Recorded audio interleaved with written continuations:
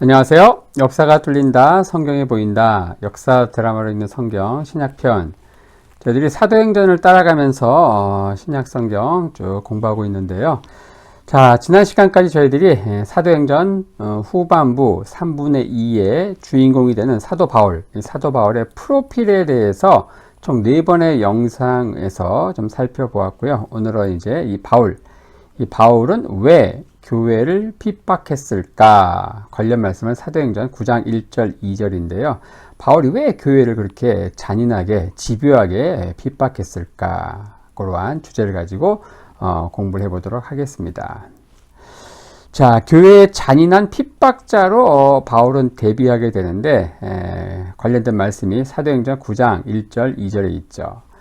사울이 주의 제자들에 대하여 여전히 위협과 살기가 등등하여 대제사장에게 가서 다메섹 여러 회당에 가져갈 공문을 청하니 이는 만일 그 도를 따르는 사람을 만나면 남녀를 막론하고 결박하여 예루살렘으로 잡아오려 함이라 라는 말씀이 있습니다. 이 바울은 스승인 가말리엘과는 달리 이 전통적인 유대교 진영 내에서도 상당히 강경파에 속했죠. 당시 새롭게 떠오르는 이 예루살렘 교회와 기존의 그 유대교 진영의 멤버를 흔히 말하는 비둘기파, 소위 말하는 평화파죠. 또는 매파, 강경파로 구분하면은 상당히 흥미로운데요. 기독교 공동체의 탄생의 역사적 그리고 정치적 상황을 이해하는 데 있어서 굉장히 중요한 관점이 되기 때문에 자, 오늘날 유행하는 이제 진보, 보수 이런 관점에서 당시 유대교의 강력한 그 터전 위에서 새롭게 이 신흥 기독교가 어떻게 출발했는가 그런 상황들을 좀 표현해 보도록 하겠습니다.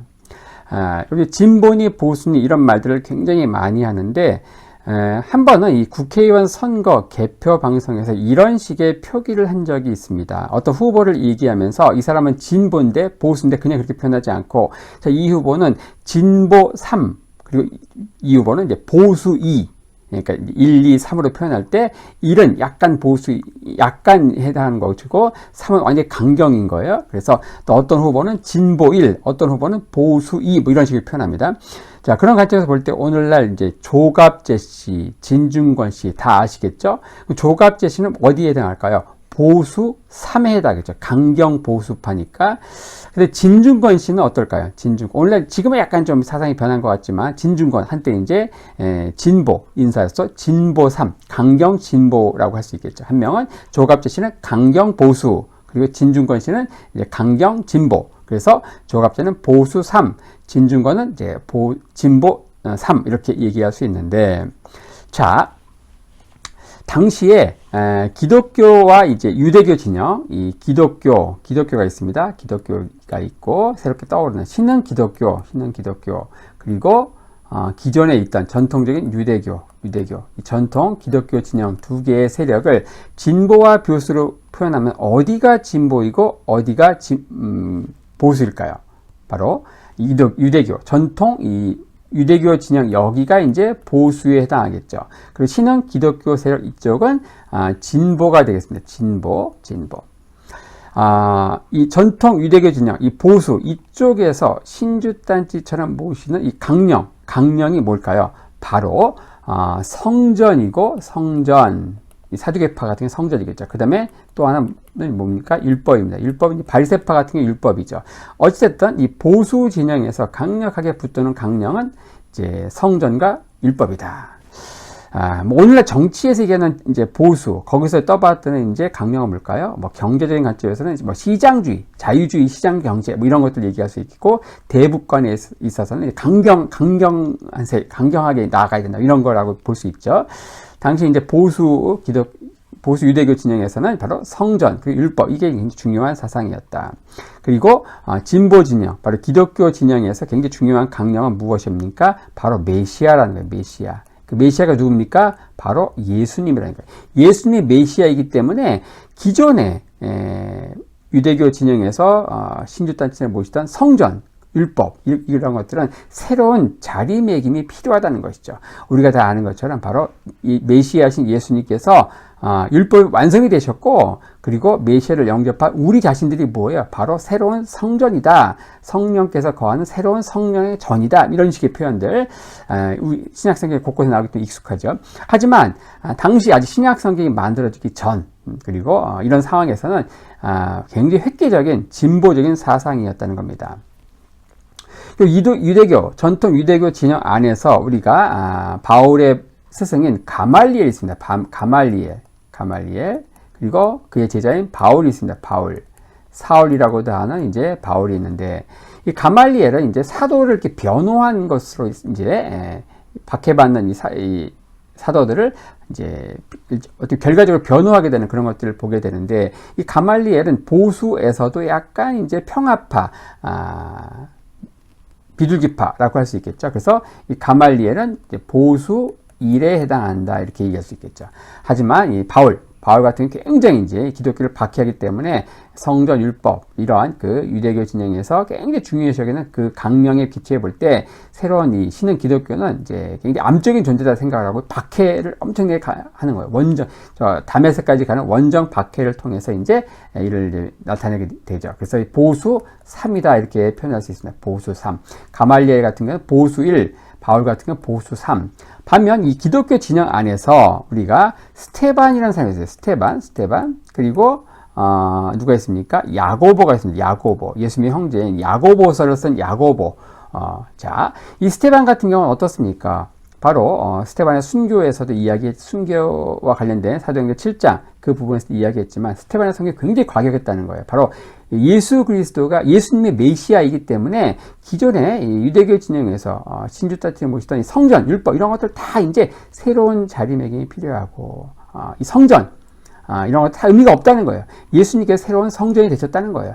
이렇게 굉장히 강력한 설교를 했기 때문에 바로 신성 모독죄로 바로 그 자리에서 돌로 쳐 죽이는 직결 심판을 당한 것이죠. 그러면서 볼 때 스테반 같은 경우는 진보 3이라고 표현할 수 있겠죠. 진보 3. 반면 야고보 같은 경우, 우리 야고보서를 읽다 보면 어떻습니까? 야고보는 굉장히 그 행위를 강조하고, 그렇죠. 우리가 믿지만 믿음만으로 의로워지는 게 아니고 바로 행위로서도 이제 의로워진다, 이런 것들을 표현하는데, 당시 유대교 중에서 강조하던 행위, 율법에 대한 준수 이런 것들 이제 강조한 이런 것들을 볼 때 기독교 신앙 안에서도 진보 안에서도 상당히 온건한 진보 1이다, 이렇게 표현할 수 있겠습니다. 자, 이런 면에서 볼 때 이제 베드로나 요한과 같은 이 사도들은 어떻습니까? 진보 한 2쯤, 중도에 해당하는 진보 2쯤 이렇게 해당한다고 할 수 있겠죠. 근데 이 바울이 어떻습니까? 이 보수 3에 속하던 바울이 어떻게 나중에 변하냐면요, 나중에는 거의 스테반과 비슷한 설교를 합니다. 예수님이 바로 율법의 마침이 되었고, 예수님을 통해서 우리는 새로운 성전이 되었다. 이 스테반이 설교했던 그 설교를 동일하게 이제 그 서신서에 곳곳에서 이야기하는 것을 볼 때, 바울의 핵심은 한마디로 어때요? 그의 그 사상적인 변화를 표현할 때 바울은 보수 3에서 뭐가 되는 거예요? 진보 3으로 굉장히 드라마틱하게 극적으로 회심한 것을 볼 수 있겠죠. 자, 이것을 오늘날로 표현하면 뭡니까? 바울의 회심은 조갑제가 뭐가 됐다? 진중권이 됐다. 아니면 조갑제가 유시민이 됐다. 이렇게 바울의 회심을 좀 요즘 표현을 빌려가지고 표현할 수 있겠죠. 자, 어찌됐든 이제 이런 식으로 간략히 한번 표현해 봤고요. 자, 이 스테반 같은 경우는 이제 진보 3이다 이렇게 표현할 수 있고, 바울은 이제 보수 3이다 이렇게 표현할 수 있겠습니다. 하지만 이런 바울이 어떻게 회심하게 되는가, 우리가 다음 시간에 바울 드디어 기독교인이 되다 뭐 그러한 영상에서 살펴보겠지만, 자, 이런 바울에게도 어때요? 모세의 율법을 주축으로 하는 옛 질서의 대대적인 수정과 보완, 심지어 폐기까지도 가능한 조건이 하나 있었죠. 그것은 바로 메시아가 오시면은 가능하다는 거예요. 메시아가 오시면 성전 율법, 새로운 자리매김이 필요하다는 것입니다. 하지만 바울은 예수님이 메시아라는 그것을 도저히 받아들일 수가 없었다는 것인데, 자, 당시 유대인들에게는 1세기를 살아가던 유대인들에게는 독특한 시대 구분법이 있었습니다. 바로 2000년으로 구분되는 새로운 세 개의 시기가 있는데, 바로 율법이 주어지기 전, 그 혼돈의 시대 2000년이 있고, 또 모세를 통해서 율법이 주어진 그 율법의 시대 2000년이 있고요. 그리고 메시아가 오심으로써 펼쳐질 새로운 2000년이 있는 거예요. 그래서 혼돈의 시대 2000년, 율법의 시대 2000년, 메시아 시대 2000년, 총 6000년이라고 하는 그 독특한 시대관을 당시 유대인들은 갖고 있었는데, 이러한 새 시기, 즉 6000년이 지나면 영원한 안식이 찾아온다, 이렇게 믿고 있었습니다. 바울도 이런 역사관을 가졌다면 율법은 이 메시아의 시대가 동토기 전까지만 한시적으로 유효하다는 사실을 인정했을 것이죠. 근데 문제는 뭐냐? 이 사도들이 얘기하는 이 나사렛의 저 예수가 듣보잡, 그 예수가 메시아라는 주장은 바울에겐 도저히 받아들일 수 없는 엉터리였다는 겁니다. 왜냐? 당시 예수님은 그 당시 사회적인 지위, 격려, 가르침, 그런 관점에서 볼 때 바울이 가르침 받고 기대했던 메시아의 방식과는 너무나도 판이했던 분이었다는 거죠. 제대로 된 그 랍비 교육도 받지 않은, 그리고 듣보잡 도시의 나사렛, 당시 인구 한 100여 명밖에 살지 않던 저 깡촌 중에 깡촌, 그 나사렛 출신의 율법도 제대로 공부하지 않은, 랍비 수련도 받지 않은 그가 메시아다, 받아들일 수 없다는 거죠. 그 무엇보다 죽었다 깨어나도 받아들일 수 없었던 또 한 가지가 무엇인가? 바로 그분이 십자가에 못 박혔다는 거예요. 십자가에 못 박히신 분이 메시아다, 이란 말 자체가 갖고 있는 심각한 모순이 당시 유대인들이 있었는데, 왜 그런가? 바로 신명기 21장 23절, 한번 사도행전 시작할 때 이야기했는데요. 신명기 말씀, 이런 말씀이 있죠. 바로 나무에 달린 자는 하나님의 저주 아래 있다. 이거 누구나 다 아는 얘기거든요. 근데 십자가라고 하는 그 나무에 달려 죽은 분이 메시아다? 이거 말이 안 되는 거예요. 하나님의 저주 아래 있는 것인데, 하나님의 저주 아래서 죽은 것인데, 바로 그 십자가에 못 박힌 그분이 메시아다? 바로 하나님의 성령에 충만한 하나님이 인치신 분이다? 말이 안 되는 것이죠. 이것은 십자가에 못 박힌 분이 메시아다, 이 말은 그 말 자체가 갖고 있는 심각한 모순이 있다. 오늘날로 표현하면 무슨 소리 없는 아우성, 또 뭐 사랑하니까 떠난다, 뭐 이런 말하고 비슷한 겁니다. 그러니까 소리 없는 아우성은 어떻습니까? 시에서나 가능하지 그런 말이 어디 있습니까? 말이 안 되는 것이죠. 그래서 사랑하니까 떠난다, 이것도 드라마에서나 가능한 것이지 현실에서는 뭐예요? 그냥 바람핀 겁니다. 자, 신명기 21절 23절, 이 율법에 기초한 판단에서 바울이 생각할 때 예수는 결코 메시아가 될 수 없다, 이렇게 얘기한 거고, 바울의 이러한 추론은 굉장히 확실하고 또 정당했다는 것이죠. 그리고 바울뿐 아니라 그 시대를 살아가던 보수적인 유대인들이 갖고 있던 보편적인 생각이기도 했다는 거죠. 바울은 십자가에 못 박힌 메시아를 전하는 것이 유대인들에게는 거리끼는 것이다, 나중에 회심한 이후에 고린도전서 1장 23절에서 이렇게 말하고 있다는 것이죠. 왜 십자가에 못 박힌 메시아를 전하는 것이 유대인들에게 거리끼는 것이냐? 바로 신명기 율법 때문에 그렇다는 거예요. 나무에 달린 자는 하나님의 저주 아래 있는 것이다. 나중에 바울이 이 신명기 말씀을 인용하면서 진정 메시아이신 예수님이 왜 그럼 율법의 저주 아래서 죽어야 했는가를 이 율법의 기초에서 논리적으로 전개하면서 바울의 신학이 나옵니다. 어떻게 이런 그 모순, 말도 안 되는 모순을 바로 예수님 안에서 어떻게 조화시키는가? 그게 바로 갈라디아서 3장 13절인데요. 읽어보겠습니다. 그리스도께서 우리를 위하여 저주를 받은 바 되사 율법의 저주에서 우리를 속량하셨으니 기록된 바 나무에 달린 자마다 저주 아래 있는 자라 하였습니다. 바로 신명기에 나오는 바로 이 나무에 달린 자마다 저주 아래 있는 자다. 이 율법을 그대로 인용을 하면서 바로 예수님께서 우리가 당할 그 저주를 대신 속량하셨다. 바로 우리를 위하여 저주를 받은 바 되사 율법의 저주에서 우리를 속량하셨다. 이렇게 바로 드라마틱하게 되치기로 이렇게 신학을 발전시키고 있는 것이죠. 당시 유대인들에게 복음을 전할 때 그 핵심은 십자가가 아니라 부활이었습니다. 이 십자가는 굉장히 받아들이기에 힘든 거리끼는 것이었기 때문에 바로 십자가가 아니고 부활이었다. 그래서 오늘날은 부활에 대한 설교가 부활절날 하루만 들리는 설교이지만 1세기 당시 사도들은 어떻습니까? 입만 열면 어때요? 동족 유대인들에게 예수님의 부활에 대해서 설교했다. 부활. 그래서 당시 베드로를 비롯한 세기 사도들의 메시지를 한마디로 요약하면 이렇습니다.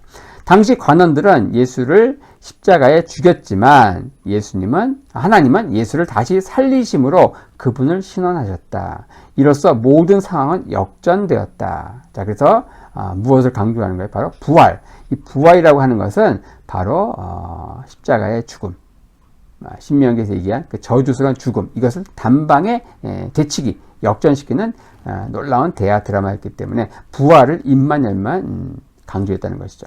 사도들이 부활의 복음을 전했지만 그것을 직접 보지 못한 바울로서는 이것을 액면 그대로 받아들일 수가 없었던 겁니다. 그래서 그렇다고 하면 바울을 뒤집어 엎을 수 있는 유일한 카드는 뭘까요?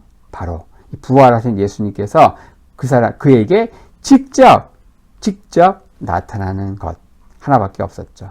이런 엄청난 일이 실제로 일어나면서 그게 언제입니까? 오순절 사건이 있은 지 대략 2년이 지난 대략 주후 32년경 다메섹으로 가던 그 사도 바울에게 부활하신 예수님께서 직접 나타나심으로써 결국 이 바울이 극적으로 회심하게 된다. 그의 회심은 바로 보수 3에서 진보 3으로 확 바뀌는 엄청난 변화였다. 오늘날로 표현하면 조갑제에서 유시민으로 바뀌는 그러한 사상적인 전향이었다. 이렇게 이야기할 수 있겠습니다. 자, 오늘은 바울이 왜 기독교를 핍박하게 되었는가, 그런 것들을 당시 유대인들의 어떤 세계관 이런 것들의 기초에서 진보, 보수 이런 관점에서 좀 새롭게 풀어보았습니다.